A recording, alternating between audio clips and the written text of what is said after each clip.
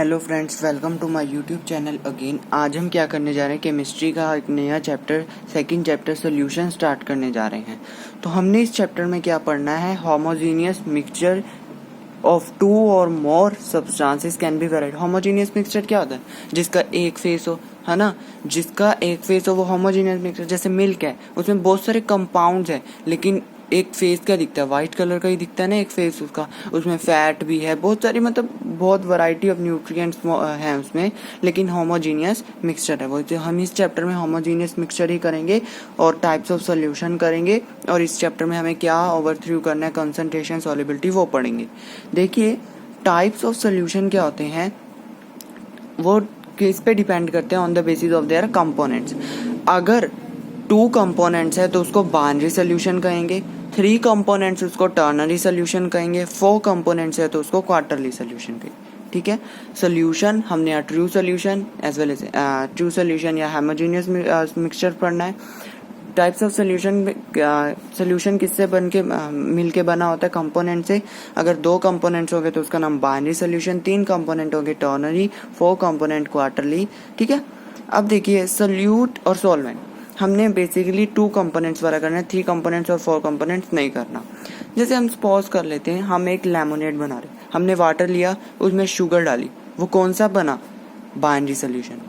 हमने उसमें लेमन डाल दिया, कौन सा बना, टर्नरी सोल्यूशन। क्यों? क्योंकि अब उसमें वाटर भी है और शुगर भी है और लेमन भी हो गया।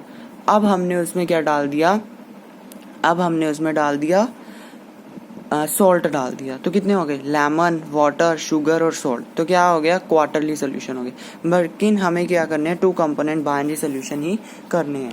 बाइनरी सोल्यूशन में क्या होता है, एक सॉल्यूट एक सॉल्वेंट। ये बहुत बड़ी दिक्कत देता है कि सॉल्यूट कौन सा होता है, सॉल्वेंट कौन सा होता है। तो ट्रिक से याद रखिए कि देखिए सॉल्यूट क्या होता है, जिसके देखिए नंबर कैलकुलेट करिए सॉल्यूट के, 1 2 3 4 5 6 नंबर, और इसके क्या है, 1 2 3 4 5 6 7 है ना।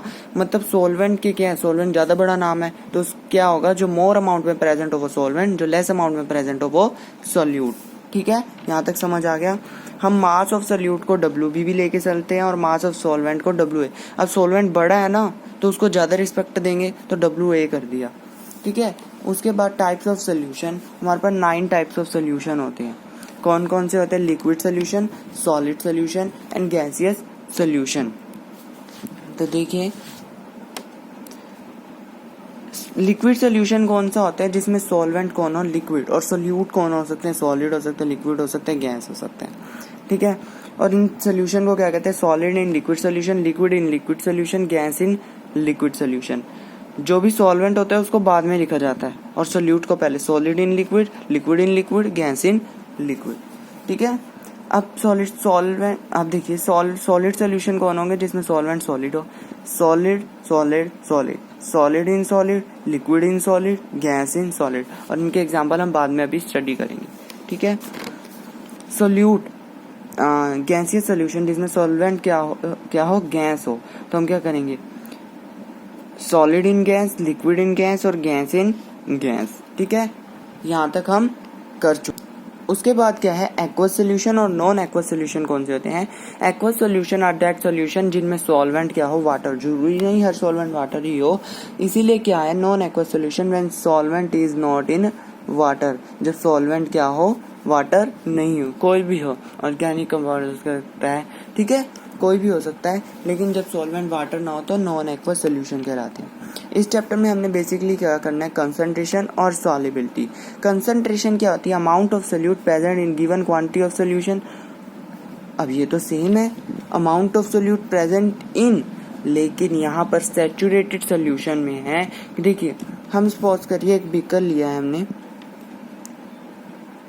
उसमें हम शुगर डिजोल्व कर रहे हैं, उसमें 12 ग्राम शुगर तो डिजोल्व होगी, लेकिन 12.1 ग्राम शुगर डिजोल्व नहीं हुई, तो ये अब क्या होगी, ये मैक्सिमम है ना, तो इसकी सॉल्युबिलिटी होगी। और कंसंट्रेशन के भी, मतलब अनसैचुरेटेड है तो कंसंट्रेशन नहीं है, लेकिन सैचुरेटेड हो जाएगा तो क्या लेंगे, सॉल्युबिलिटी लेंगे। सॉल्युबिलिटी हम बाद में करेंगे, हम क्या करेंगे, कंसंट्रेशन। कंसंट्रेशन क्या होती है, amount of solute present in given quantity of solution. जैसे होती है mass percent, volume percent, mass by volume percent, molarity, mole fraction, normality और पीपीएम। इसमें से कौन कौन से इजी है? मास परसेंट इजी है, वॉल्यूम परसेंट इजी है, मास बाय वॉल्यूम थोड़ा ट्रिकी है जो लर्न करना पड़ेगा, मोलरिटी भी इजी है, पीपीएम भी इजी है, और अगर हमारे को करना हुआ तो हम पीपीबी भी कर देंगे, पार्ट्स पर बिलियन। ठीक है, ये हम क्या करेंगे नेक्स्ट वीडियो में करेंगे। यहाँ तक हमने सारा कंप्लीट कर लिया बेसिक्स ही कि हमने इस चैप्टर में क्या करना है, mass percent, volume percent, mass by volume percent, molarity, mole fraction, normality, PPM. और क्या होती है सॉल्युबिलिटी, क्या होती है amount of solute present in saturated solution. इसके बाद क्या होगा कि no more solute can be dissolve. ठीक है, यही था हमारा इसके जो हमारी ओवरव्यू था इस चैप्टर में। क्या मुश्किल इस चैप्टर में नहीं है, जो हमने क्लास 11th में करा हुआ था ना चैप्टर, जो व्हाट इज केमिस्ट्री में हमारा कटवा भी दिया था, वो ही इसमें वापस आ गया है और बहुत इजी है। इसमें कुछ टॉपिक ही नए हैं, जैसे नॉर्मेलिटी आएगी, आगे फॉर्मेलिटी भी करेंगे हम, तो ये बहुत इजी है। हम इस चैप्टर को कंप्लीट कर लेंगे विद इन 3 to 4 वीडियोज़ में हम इस चैप्टर को कंप्लीट कर लेंगे अगर पॉसिबल हुआ। Thank you, like share and subscribe.